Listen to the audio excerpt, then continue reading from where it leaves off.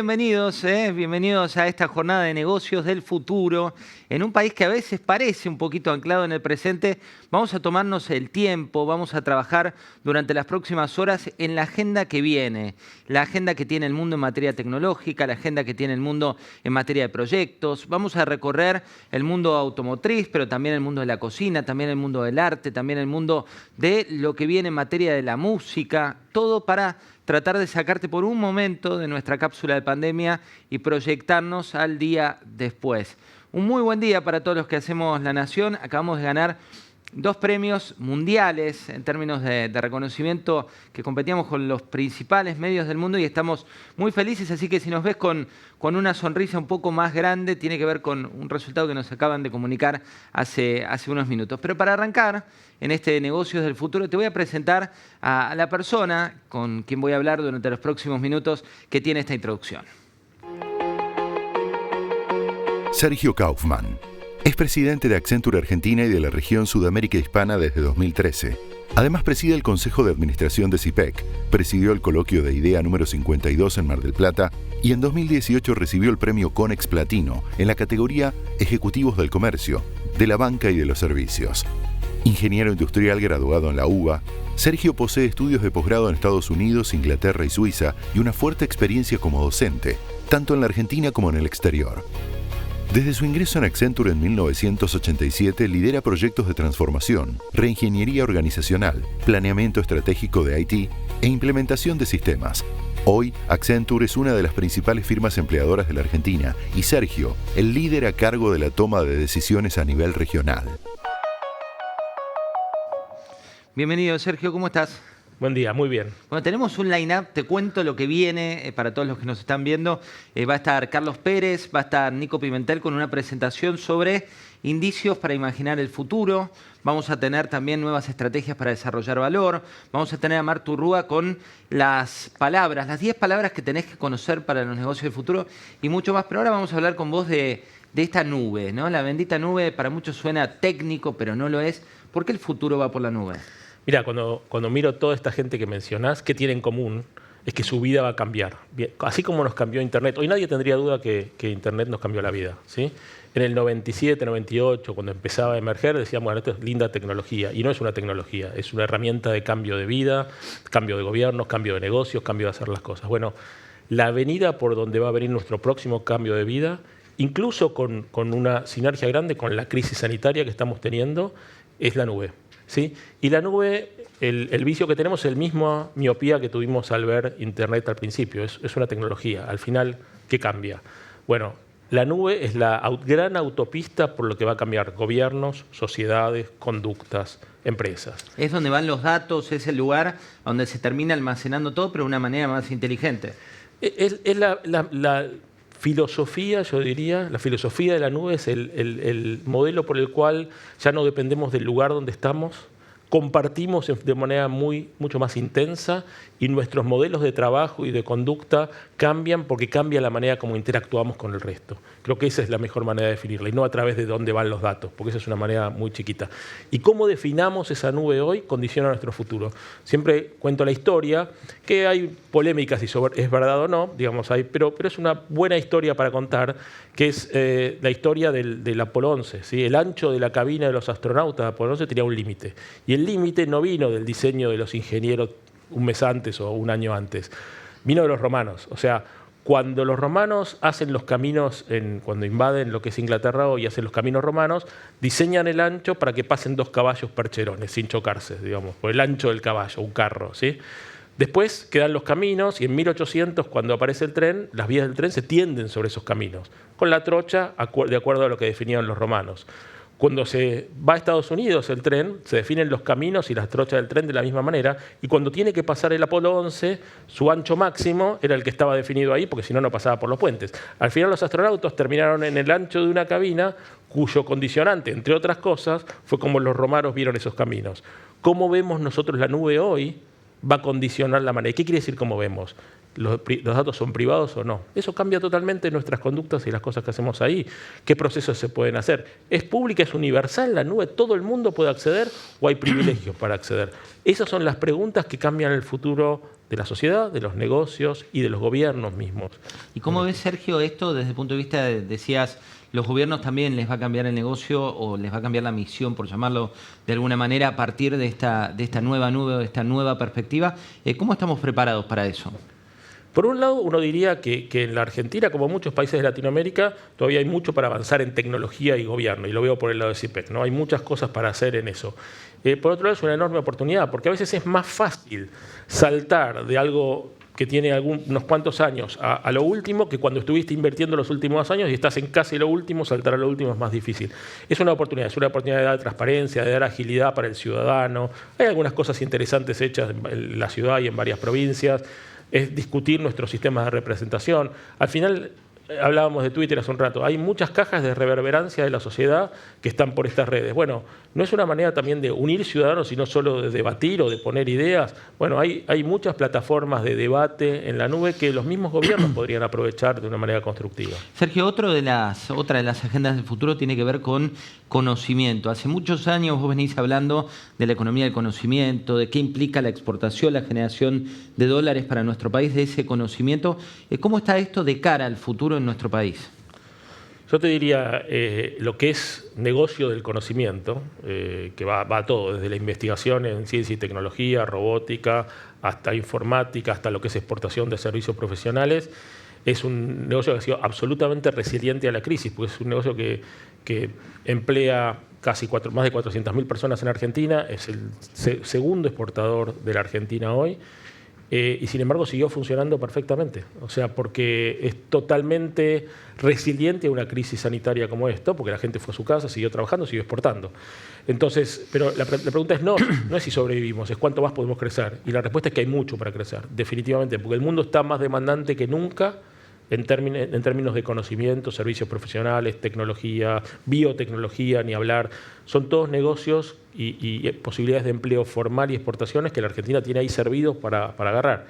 Y en ese sentido creo que ha habido avances. La Ley de Economía del Conocimiento estuvo mucho tiempo en el tapete. Bueno, diputados lo votó hace poco.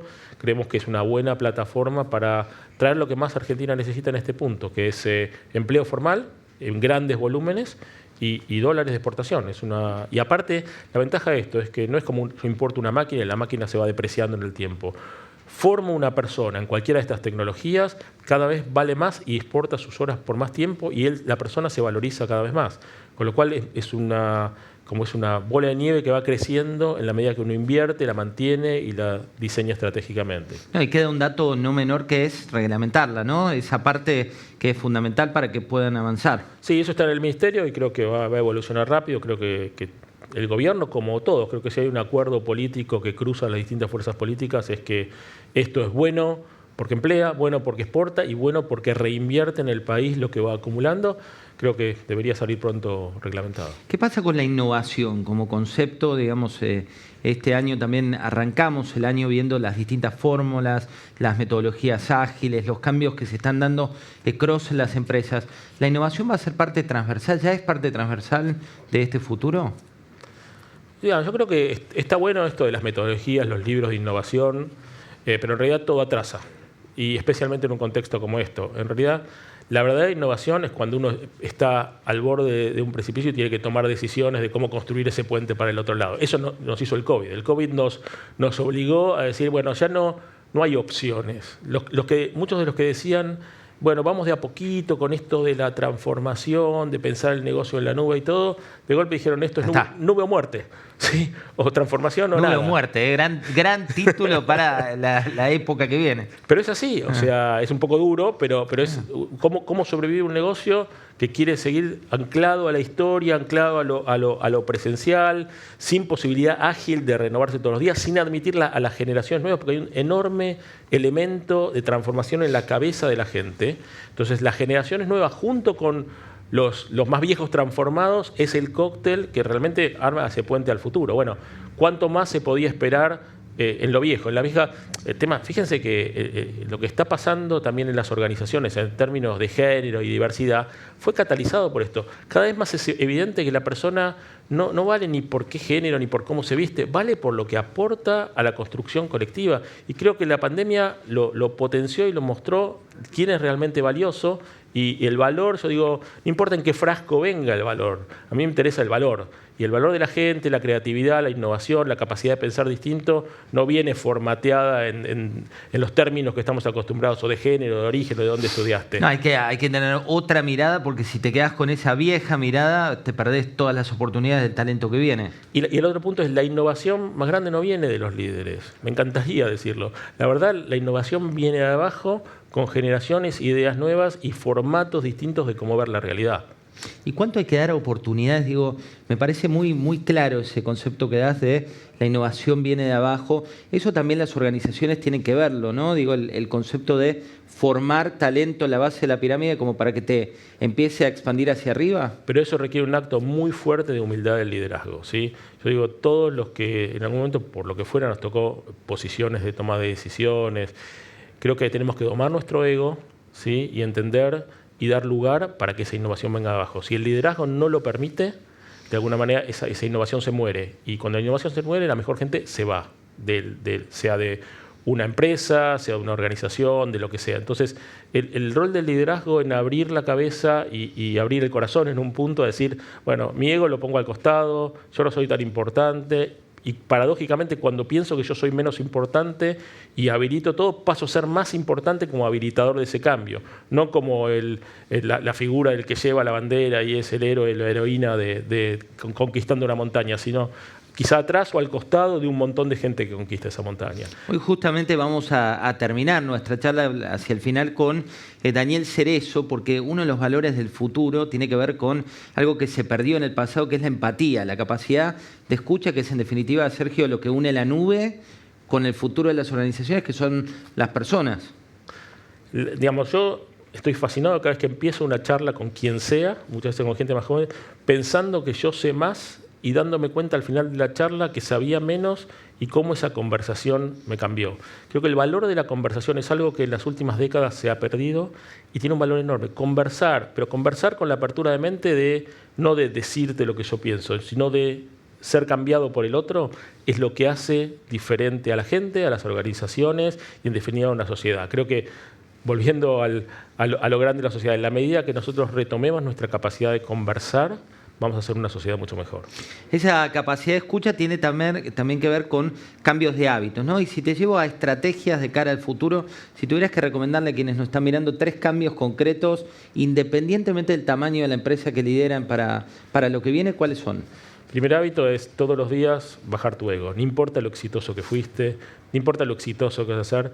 Si vos definís tu vida a través de ser más importante o mostrarse, estás empobreciendo tu vida y la del resto, porque eso tapa al resto. Entonces, bajar el ego. Segundo es lo que vos decías, o sea, la escucha, pero una escucha particular, una escucha donde honestamente estoy dispuesto a ser cambiado por el otro, porque si no, no es escucha, si no es prestar, digamos, que un sonido pase la por radio, es la otra época donde pones algo que funciona. Entonces, cuando yo estoy hablando con vos y quiero ser cambiado por vos. Y el tercero es revisitar el concepto de tolerancia, ¿sí? El concepto de tolerancia es, bueno, me banco estar con José porque es políticamente correcto y vamos a estar juntos y charlar y no voy a ser conflictivo y todo. Pero eso es pobre, porque en realidad cuando yo tolero a alguien, de alguna manera bloqueo tu capacidad de mejorar en conjunto y bloqueo la capacidad de modificarse. Entonces, superarlo por el concepto de hospitalidad, de cuando estoy dispuesto a que el otro, diferente a mí, me cambie, ¿sí? En todo, vale desde la brecha política hasta los preconceptos de género y todos los temas donde bloquean el acceso a muchos puestos de poder, tanto a mujeres como a minorías. Cuando uno pasa al concepto de hospitalidad y corre un poquito el concepto de tolerancia, estoy tomando el valor de todos en conjunto y admito que el otro o la otra me cambie como pienso y que no pasa nada si uno teniendo tanta experiencia de una conversación termina diciendo la verdad, salimos los dos mejores, cambié, pienso distinto. La verdad, salimos los dos mejores, gracias Sergio. Salimos los dos mejores de esta charla. Siempre que uno habla con Sergio, alguien a quien queremos mucho, sobre todo te abre un poco la cabeza y eso es lo bueno de lo que va a pasar de aquí hasta el mediodía. Esta idea de oxígeno, de tratar de mostrarte que hay otra agenda, que podemos construir entre todos otra agenda. Pero antes, esta presentación. Bienvenidas y bienvenidos a Negocios del Futuro.